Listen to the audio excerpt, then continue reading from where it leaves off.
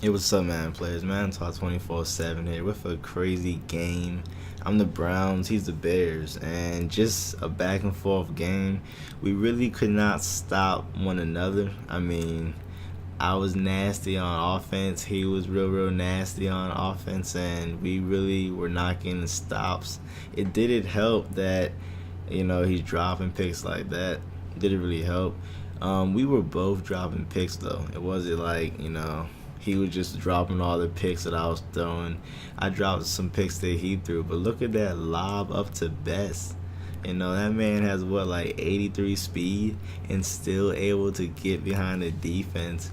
As I say, you don't need speed demons, man. I mean, that dude's one of the slowest people in the game year in, year out. Not really a knock, because he's definitely real fast. So I mean, whew, oh man, he definitely has great hands. He definitely has great hands, and can run routes. So he gets open and he can hold on to passes. So that's why I like to play him. But he's still able to go deep for the deep ball. And look at this throw though. That's just having an excellent user. I mean, that's really all you can say. Great user, a risky throw. But those are the types of throws I like to make.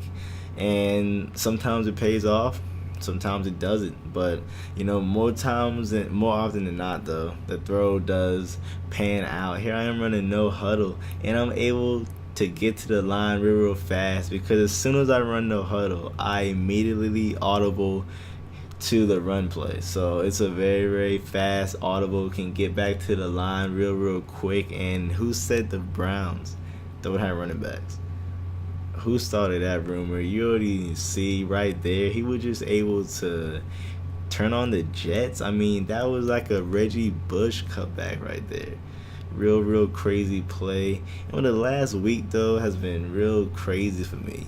Starting Saturday night, my laptop wanted to break, and I just went crazy. But I got it fixed in less than 24 hours. Definitely clutched it. Found a dude on Yelp to fix it for $50 when most people said they fixed it for $200. So that was real clutch.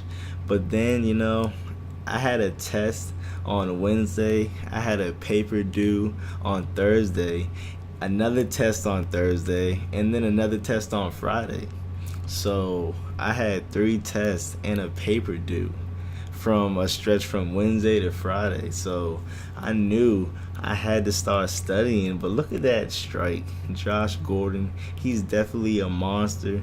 I knew I had to start studying though when it was my suite mate. He asked me what the test was on, and I just blanked. I was really trying to, I was seriously thinking. I could not name anything. After about 5 seconds, I said emotion. It's a psychology test. So I was like, emotion. I mean, I didn't know. I didn't know the chapters. The last time I went to the class was the last test. So I really had no idea what was going on. And I don't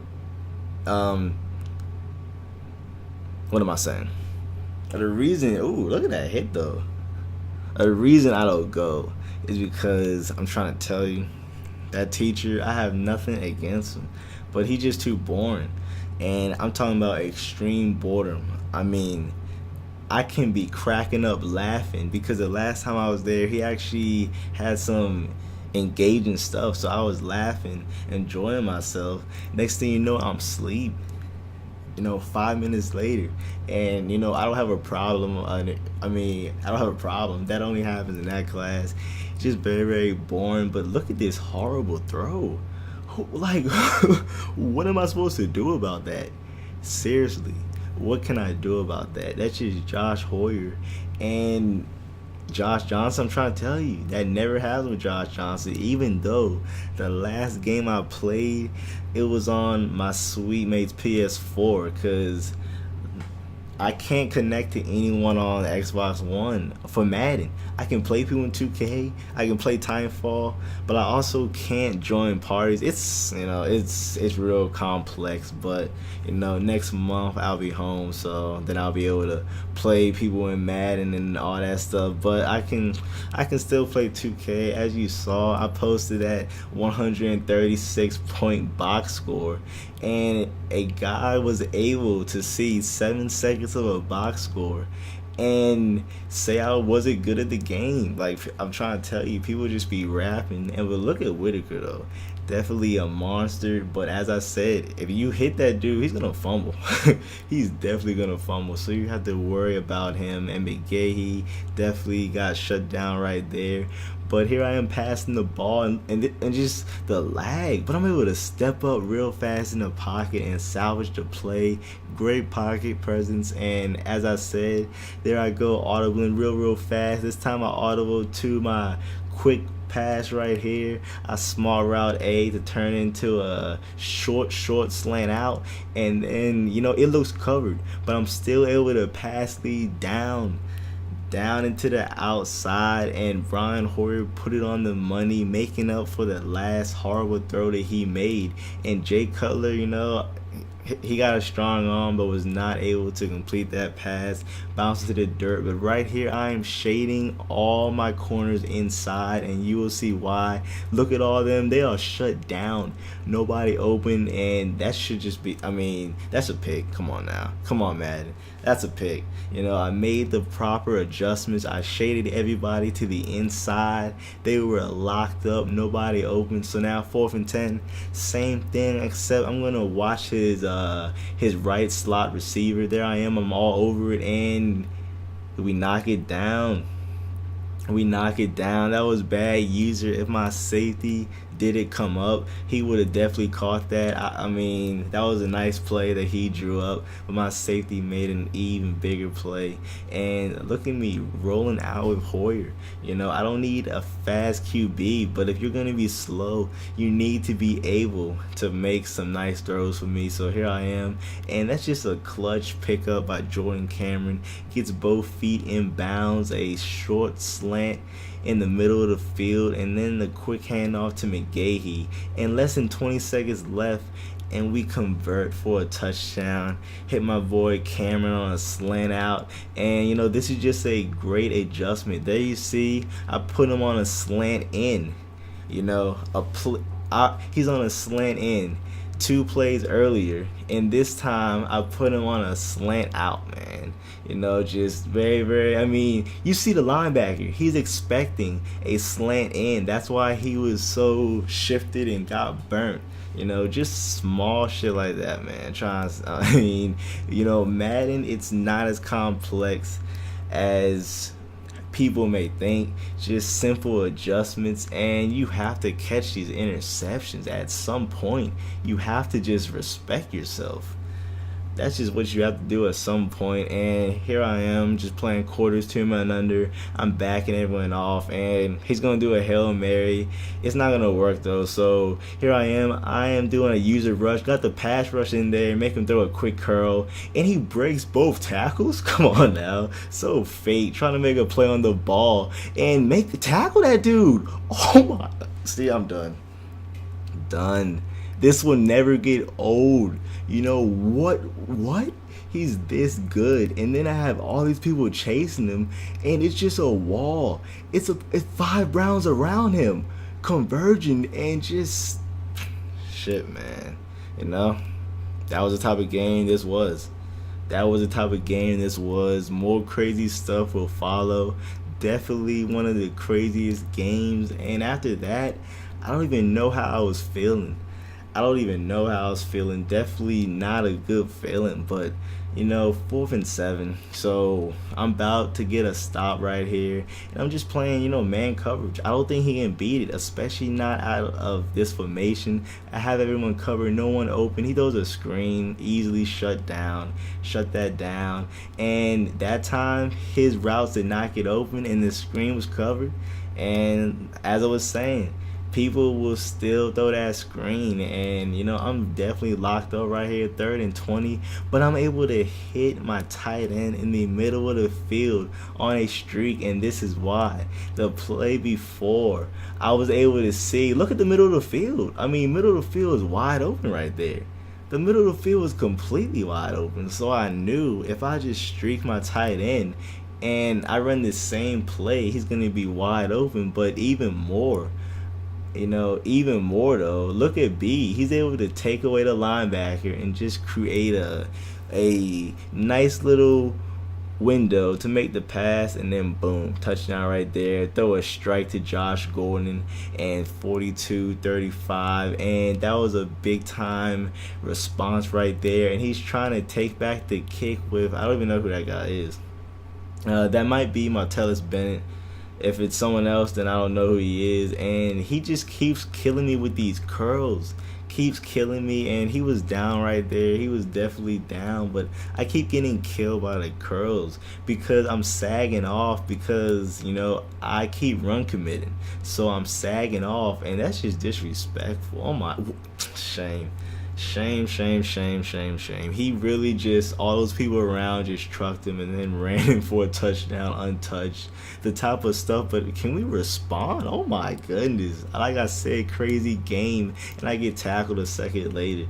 There we go, 1st and 10. Tied game, rolling out, trying to make a play with Brian Hoyer. And, why did I throw that pass? See, he cannot take the hits. I'm trying to tell you, if you play quarterback in my system, you're going to need to take some hits. And I mean some unnecessary hits, a lot. I could have been just threw that ball away, but Hoyer, and now we insert Jason Campbell. He is actually mobile. Campbell can move, throwing strikes like this, trying to make a play and moss him, and he knocks it down, thankfully. But, I passed all my tests. I got every test back. I got 282s. And then the third class, I got a C in that class, man. Astronomy. But look at Willis McGahee with the Jets. And, that class is definitely a hard class. Astronomy is just not that's just not common knowledge. And it is definitely a tough class. So to pass that test with a C, with my first exam in there, I got a 42. Man, I'm hyped. Oh my goodness, definitely hyped about that. 82 in my psychology exam, and the teacher, she was just grilling me. We have to turn in a ID. So I gave her my test, I gave her my ID, and she was just looking me up and down for like 10 seconds. I was getting scared. I was like, whoa, what's going on right here? Is this some mandatory attendance? I mean, last time I was there, it was the last test. So she was just grilling me, and finally she gave it back to me. And I always carry 2 forms on me, though. But I don't even go to the class, so she probably just never saw me before. But look at Jason Campbell with the, dang, see? Trying to tell you, you need to be able to take some hits, man. You need to be, built for tough. Trying to tell you, Willis McGahee, and people say he's washed up. The Browns, they have some running backs on their team. Definitely able to make some plays on the ball. And dang, that's just a bad drop right there. Horrible drop, and another horrible drop. 4th and 14, and 4-4, cover 3. I know what he's gonna do, but I'm gonna blitz this time. I'm not playing the cover 3. I'm gonna blitz, and I have about a 5-man blitz with, I got everything locked up. I got some hook zones out there because I know he's gonna throw a curl. So I have some hook zones, and he hits a tight end streak wide open, and that's why I don't blitz.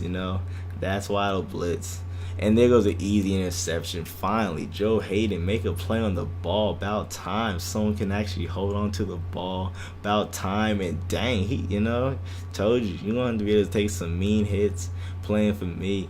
playing for me, you're going to take some mean hits, but I'm about to take off with Jason Campbell. As I said, he is mobile, and he's like 6'5", so he can actually take some hits. And look at this, though. That's a horrible throw. I did not see Conti. Not gonna lie to you, did not see him, and as soon as I saw him, I basically knew the pass was probably gonna get picked off. But he's 89 speed. That dude is 89 speed. People always try to test him, and I don't know why. You know, he has 89 speed. Definitely one of the fastest linebackers in the game. And there goes Josh Gordon, one of the best wide receivers in the game, hopping over the defense to go up 63-49 with 2 minutes left. Game is over. And what's this? What? Nah, I was about to say, we can't go like that. We can't. Dang, couldn't even bring him down. Able to push him out of bounds. And then he scored on the next play. But he's about to do an onside kick, and he's not going to get the onside kick. So I still had a game, and I'm going to drop 70 on this dude.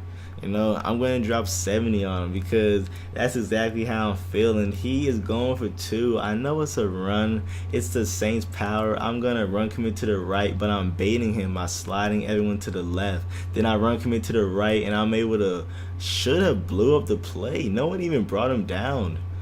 Oh, he fell. I mean, I'm not sure we brought him down, but that usually works. I don't know. They were just scared of him. Onside kick. Instead, he does not onside. So I allow that to bounce and actually return this. Wow.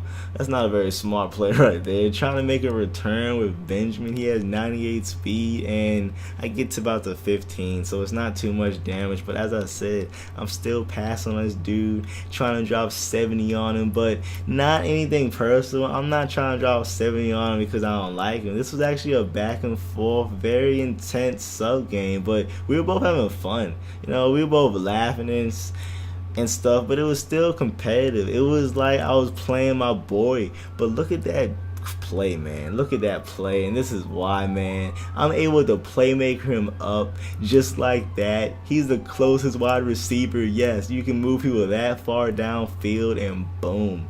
You know, the reason that works because it's a crossing route, and you playmaker it up, so it's a, you know, just very, very crucial. And I was about to say, oh my goodness, ends up catching it off the tip, and that's just a fake play, man. Come on, man, we gotta do something. And now he's back in the game, but I don't see him scoring on me.